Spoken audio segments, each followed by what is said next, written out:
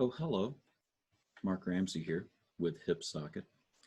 I am recording a little material here, some bonus material for a client, and I thought I'd just go ahead and share it with the world in case there was anybody that this helps during the pandemic. And this is about time management. Specifically, I would say it's about priority management. So I'll get into that. 3 questions and 3 challenges. That's really the material that I'm going to present here, and hopefully there's something new that that helps you in this. Trying to be as practical as I can with some kind of esoteric stuff. So let's start with question number 1. What do you spend your time on? What do you spend your time on? I don't know what you spend your time on, but I know for a fact that you have the same 24 hours to spend as everybody else. So there's a quote here from H. Jackson Brown Jr., fun to say. Don't say you don't have enough time. You have exactly the same number of hours per day that were given to Helen Keller, Pasteur, Michelangelo, et cetera, et cetera, et cetera. The idea is that they did the right things with their time to make the impacts that they did. That's the gist here. So everybody's got the same amount of time. It's what we do with that time that makes the difference.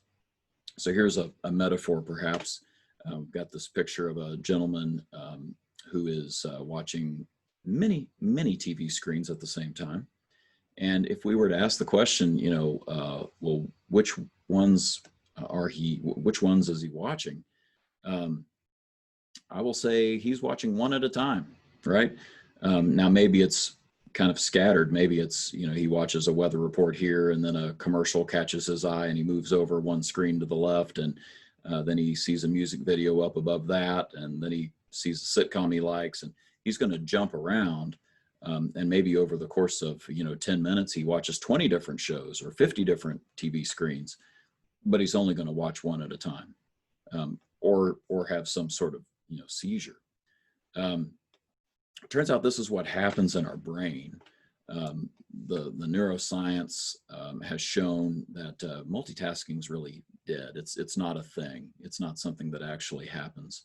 What actually happens is sort of a task switching, where your attention is being moved back and forth between all these different things in microbursts that may last, for milliseconds.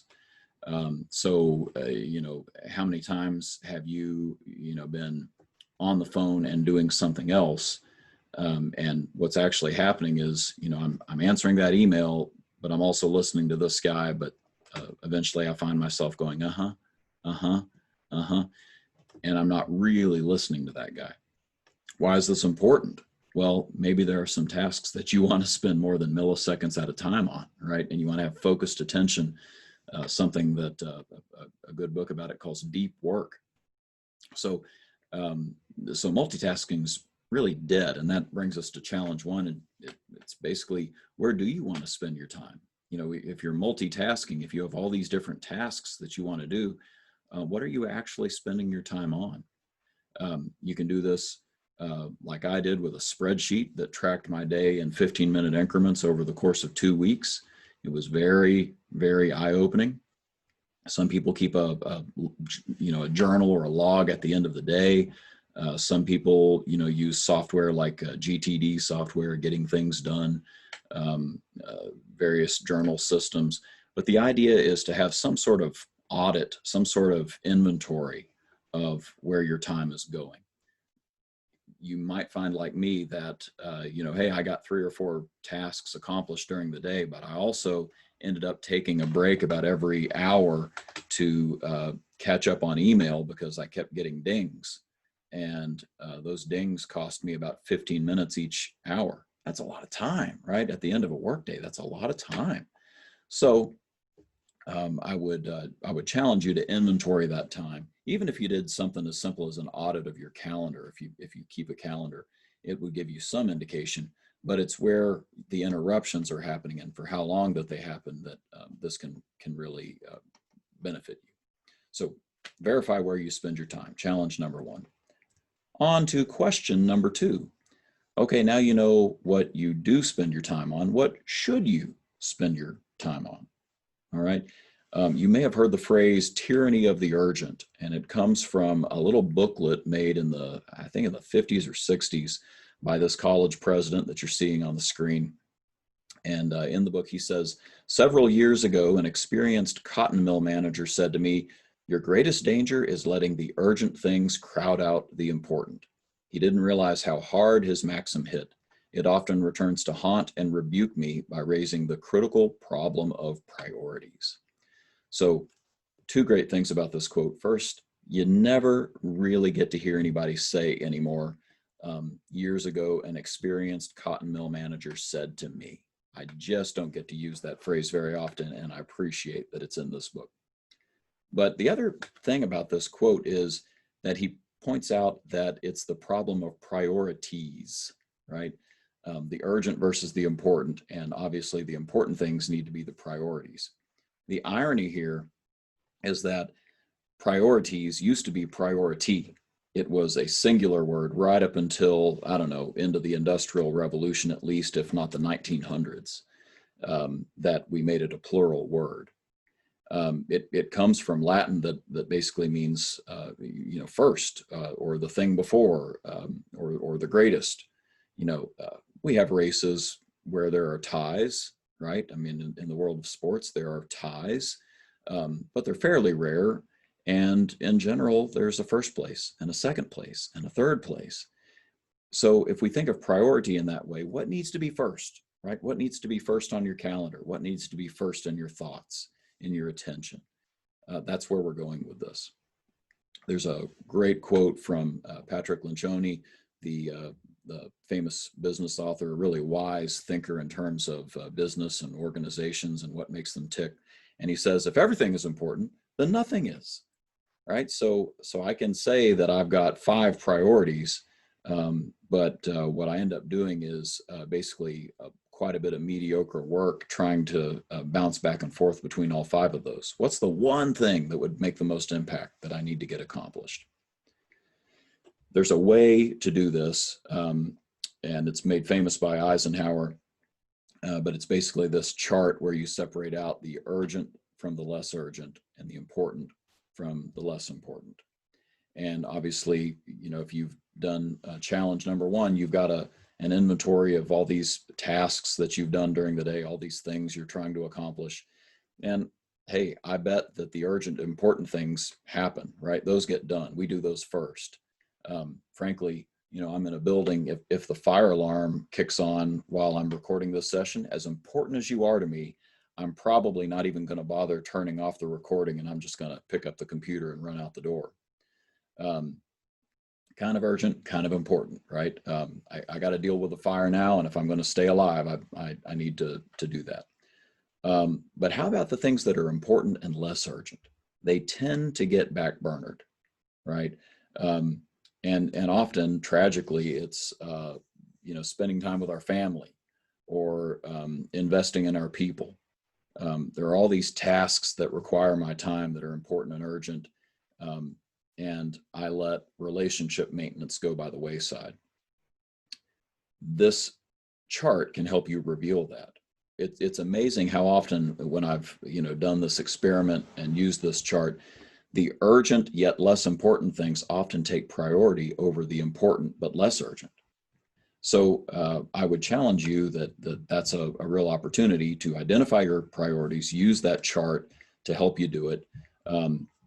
Full disclosure, a lot of people come to me for coaching to work on this very thing, to get some clarity about what they want to be about. And this is something that may take months and a year plus to do. But you can get some good starting work by just trying to put your tasks into that chart. All right, so that's challenge number 2. Question number 3, how can you redeem your time? There's this great phrase in the New Testament about redeeming your time, sort of buying it back and making sure that it's spent the right way. So how do we go about doing that? If you've gone through this exercise so far, you know what you do during the day. Now you know what you should be doing during the day. How do we put that into place?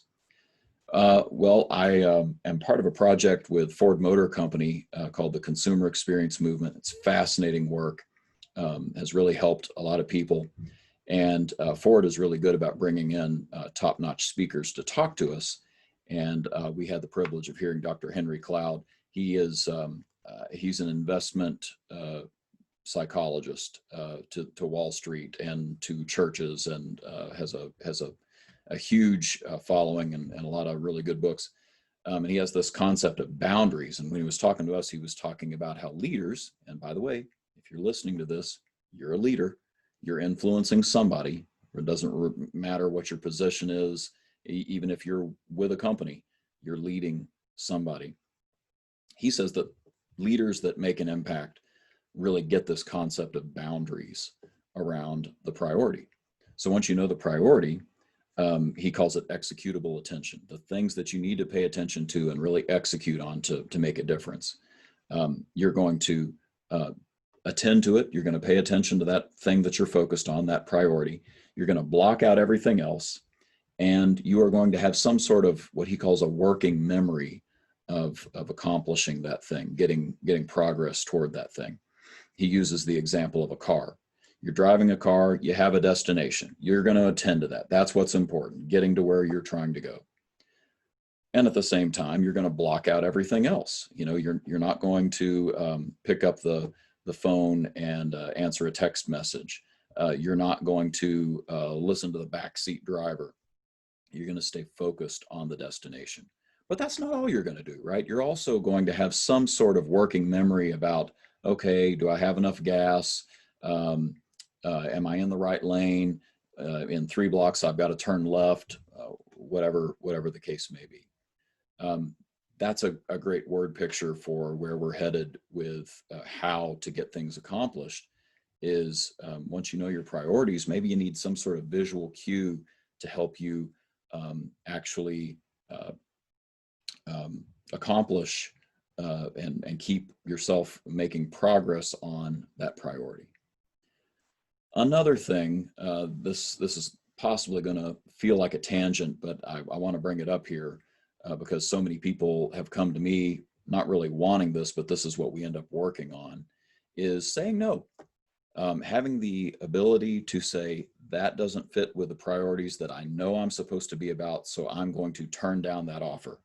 I'm going to say no to that interruption. I'm going to choose the best over the good. And I have another analogy for you. I love analogies, in case you haven't noticed. This is a crepe myrtle, just a close-up of a crepe myrtle that was on a house that I used to own. And the crepe myrtle in July and August had this beautiful cascade of blossoms that came down over the back of the carport. Now, the reason that's significant is because this was a huge crepe myrtle. It was a giant of a tree, and it was absolutely gorgeous. It was just perfect with this house. And it looked like it had been designed to come across the back of this carport and, you know, sort of provide a little beautification. And the reality is, if you've ever seen a crepe myrtle grow, I think that's actually what happened. I think previous owners before me had, you know, pruned this tree so that it would grow in such a way that it made this beautiful flowering series of blossoms across the back of the carport. Well, hard choices had to be made, right? Which branches do I cut? Which ones aren't going, they're beautiful, but they're not going to make it to that back of the carport. And again, that's a word picture for what we need to do with our calendar, right? These are tasks these are really important tasks, but they're not as important as the things that are my priority. So, so saying no to things is a way to make sure you get the right things done. And I'll quickly just suggest there are ways to leverage technology. I think you should have one list. Maybe it's in a note system like Evernote. That's what I use. Maybe it's in a handwritten journal. Maybe it's a pad of paper. Maybe it's some fancy software system, the GTD, get things done software. But you need one list where all your things that you're putting on the parking lot, the distractions during the day that you need to get back to, what have you, they all need to go on this list. And not have Post-it notes all over your monitor and on your desk and at home and in your car. And Um, that's no way to get your brain organized. That's a recipe for forgetting things. So have one list. And if you want to go beyond that, bonus round material, don't just have a list, but put the list on your calendar. Whatever you use, Outlook or iCal or a paper calendar, put on your calendar a calendar that you're actually going to follow, something that you're going to look at and take seriously, the things that you want to accomplish. And notice that I say here on the screen, outcomes. So I'm going to put down not read that book that I need to read for work between 3 and 4 p.m. today. I'm going to put on the calendar, outline chapter 8. That way I'm making sure that I accomplish something, and it does keep me focused to actually accomplish it. Final thing that's sort of a big picture on technology. Smartphones, have really distracted us, and they've been a problem in the world of time management. But what I would say is we can use them to our advantage. So say I'm working on a big presentation and my wife comes in and says, hey, we've forgotten to get a birthday gift for your nephew. Well, I don't want to stop right then and there, right? I don't want to get distracted from the deep work that I'm doing. Instead, I'm going to get out my smartphone and I'm going to say the words hey plus the word Siri. And I'm not going to say those words together because it'll set off my phone and it will ding during this video. But I'm going to say those words and then say, remind me at 5 p.m. to get a gift for my nephew. And now it's on a parking lot and I can walk away from it. I didn't have time to put it on my list, perhaps. Maybe my list, required me opening Evernote and so on and so forth, but I can quickly do that and it's done. Same thing when you're in a car and can't get to your list quickly and you need to write something down from a phone call you just received. Don't write it down. Use your smartphone. There are other things, don't forget that you have do not disturb modes and blackout modes on a lot of software and operating systems nowadays. You can just prevent distractions from other programs, from other communication. Track your screen time, right? The iPhone app on this is pretty robust. It'll tell me, you spend an average of 2 hours a day on the smartphone, and here's the apps that take your time, and here's the websites that are taking your time. It can be a little bit damning, but it can also keep us focused. There are tasks that you can automate using the computer system. That's way beyond the scope of this presentation. But just the idea of even setting a timer, right? Going old school and getting out a little tick, tick, tick timer and winding it up and saying, I'm only going to work on cleaning out my inbox for the next 30 minutes. And then I'm moving on because this is not that important. It's important, but not that important. These are just different ways you can leverage technology. So the final thing on this is that I would argue that redeeming the time is not so much a thing you accomplish and solve the problem. It's a constant tension that you manage. There are different aspects to your life, a personal life, a professional life, a spiritual life, a life with your faith community, where you are pulled in different directions. But that's not necessarily like an evil thing. You are in those different spheres, and there's a tension to manage where you're bouncing between those. And you'll have seasons, right? Heck, you'll have times during the day where you're focused on professional, and then you need to go focus on the personal, the family, whatever it is. That's just how it is. And giving ourselves sort of the permission to know that we're living in tension is a wonderful way to not let this be like the thing that causes us to vapor lock over what we put on our calendar. So the third challenge is just to take some advice from some of these items, apply what works for you, and really take some time. Take some time to think through how you should go about accomplishing the things you know you should be about. There's a wonderful song from Moses in the Old Testament, teach us to number our days, O Lord, that we might gain wisdom. And I love this idea that if we're slowing down, in fact, the word we take from the ancient Greek to be school really could be translated as leisure. if we take some time to learn and get leisurely and let the dust settle and really think through important things, we get to this state of restful contemplation. From what I've learned, the Greeks would have said this is the goal, right? I mean, some things we got to do for work to fund our families. Some things are, play, surfing for dank memes on the internet, as I'm sure all of you do. And the real goal, though, is skole, to spend time with the important people around us, talking about important things, thinking about important things. And that's what we're doing when we're deciding about time management, is we're trying to figure out what's really important here. Numbering our days to slow down and do that, realizing that we don't have much time left is part of that journey. There's a wonderful quote about that from Larry Wilson. He was the guy behind Pecos River Learning that worked with Saturn Corporation to develop their ropes courses. And my dad was a Saturn trainer, and I remember growing up him, doing trust falls and all sorts of learning exercises and ropes courses that they would do with car dealership employees, and it was really transformational. Well, Larry was the guy behind a lot of that, and he took this very seriously. There's a quote from his book. He says, "It takes courage to fully absorb the truth that we will die, and then to use that truth to propel us toward our reason for being here." There's a Latin phrase, memento mori, remember that you will die, that shows up in a lot of art with skull motifs and so on. But the idea here is that maybe don't make it a crisis wake-up call. Maybe take some time now to say, you know what, I'm going to die. What do I want to accomplish with the time that I have left?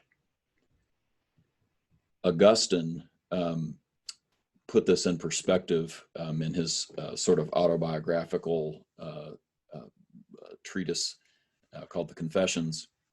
He says, "Time is nothing other than tension, and I would be very surprised if it is not tension of consciousness itself." So you think about yourself, you're anticipating things in the future, you're remembering things in the past, and in between is this micro hard, it's infinitesimally small, the present moment. And that's all I've got, right? I won't get the past back. I don't know what's coming in the future. I just have this moment right now. And that's the time that I want to be managing. True story.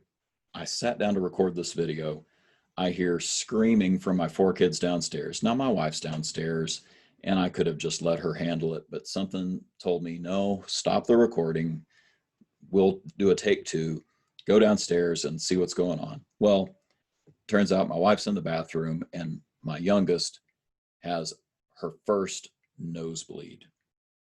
So 3 years old, she's covered in blood all over her dress, and she's wandering around really curious about, what the heck is happening to her. So I got to be the guy who, got her into clean clothes, helped her clean up her nose, showed her how to pinch and elevate her head. And it was hysterical, and it was precious, and I will never get to redo that moment. Right? I could have stayed up here and recorded a video. And as much as I love you, all of you, I'm really glad that I invested in my daughter. Right? So I guess that's a way to wrap up by saying, maybe it's not about what you get done. Maybe it's about spending your time on the important things, including the interruptions. Coaches are fond of saying that we're not human doings, we're human beings. And I would argue a little bit with that, what we do flows out of who we are. But I think the point is well taken that, my relationship to God and my relationship to the people around me, that's what defines me. And that's what I want to take as most important in my actions. Everything else should flow out of that. So I hope those are some thoughts to help you think through what you're doing with your time, what you should be doing with your time, what you want to prioritize, and how to get that onto your calendar. I hope the mindset of, frankly remembering that you don't have much time left is helpful to you. And with that, I will shut up and hopefully turn this thing off in a way that doesn't make me look really goofy as I try to exit out of this recording. So have a great day. This is Mark Ramsey, Hip Socket. Hit me up.